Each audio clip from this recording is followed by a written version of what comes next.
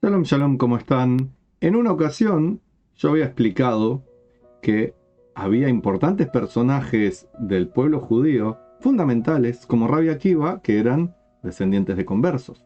Y no solamente eso, sino que eran conversos del pueblo de Amalek, del cual se supone no hay que dejar rastros ya que es un pueblo que intrínsecamente odia a los judíos. Y luego que comenté eso, fue en una ocasión pública, alguien con muy mala leche, muy mal educado evidentemente, vaya a saber con qué intenciones mezquinas, habló a mis espaldas diciendo que por qué digo esas cosas, qué ignorante que soy, que cómo puede ser que esté diciendo eso de Rabbi Akiva, que si yo mismo dije que era una de las columnas del judaísmo, ¿cómo voy a decir que una de las columnas del judaísmo era descendiente de Amalek? ¿Acaso soy tan burro que no sé que los de Amalek está prohibido que se conviertan a judíos? Y que pim, pam, pum, y empezó a destilar veneno, que si se muerde la lengua seguramente puede morirse de tanto veneno maligno. Recordemos que ese tipo de procedimientos, de proceduras, de maneras de actuar han sido drásticamente, enfáticamente denunciados dentro del judaísmo, tanto en la Torah escrita como en la Torah oral. No se puede hacer eso. Más allá de que me haya equivocado o no, cosa que no es así, ahora se los voy a mostrar, no es la manera de proceder, no es hablando a las espaldas, no es siendo una persona infiel, malagradecida, mezquina. No es haciendo que otra gente que no tiene nada que ver en esa oportunidad era un colega de trabajo y aparte que se podría decir que está dependiendo de mí. No es una manera que hay que proceder, una manera para actuar. Pero bueno, no se le puede pedir peras al olmos, se dice. Vamos a lo nuestro. ¿Realmente Rabbi Akiva es descendiente de amalequitas? Y de acuerdo a algunas versiones de nuestra sagrada tradición, así es, y no solamente de cualquier amalequita, sino de Amán.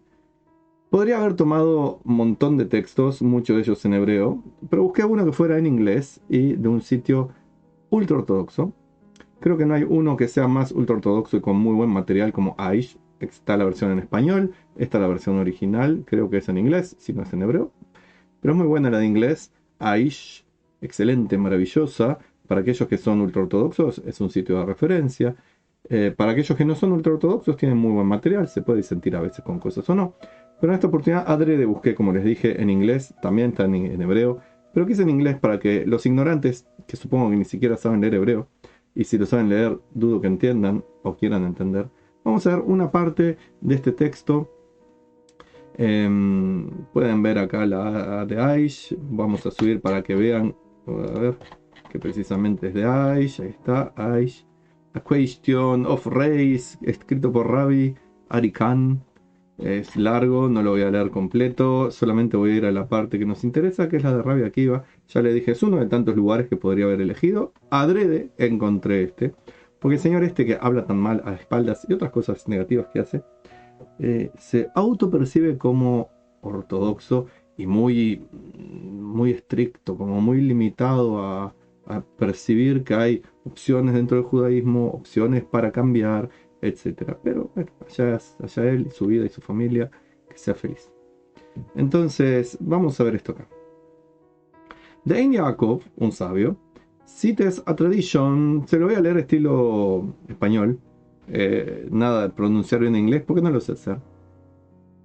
That the person referred to was Rafael Rav Shmuel Bar Shilat. Other sources, otras fuentes, identifican que el descendiente más famoso de Bnei Brak era no otro que Rabbi Akiva. Nosotros sabemos que Rabbi Akiva vivió en Bnei Brak de un célebre pasaje en la Gadá de Pesach. De Talmud también nos dice que es en Bnei Brak el lugar de residencia de Rabbi Akiva.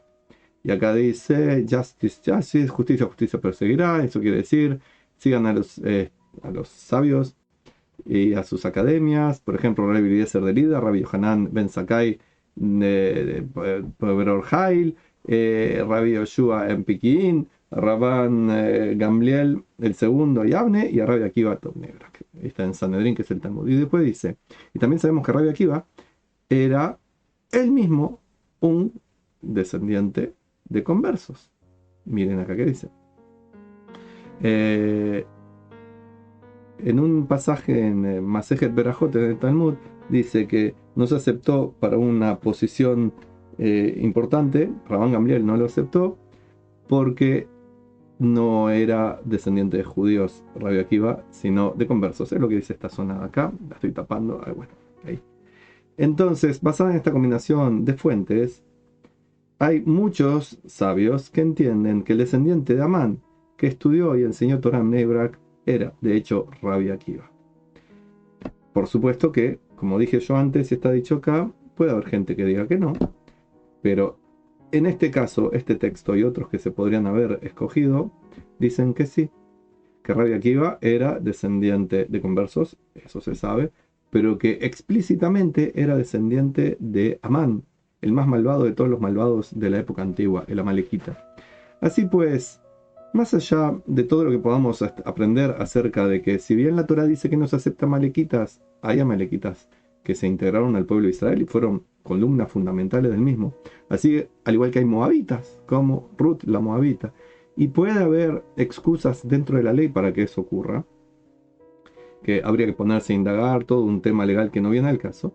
Lo importante que podamos entender ahora es, hay fuentes valiosas, fuentes principales, no son inventos de algún extraño reformista del siglo XXI, sino que son fuentes muy antiguas y muy valiosas, e incluso ultraortodoxos del siglo XXI, que dicen Rabbi Akiva era descendiente de conversos y conversos de Amalek y descendientes de Amán.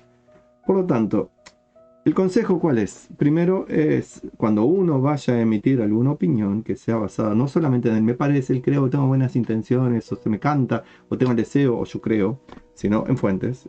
Esa es la mejor manera que las opiniones sean algo más que opiniones y se conviertan en conocimiento.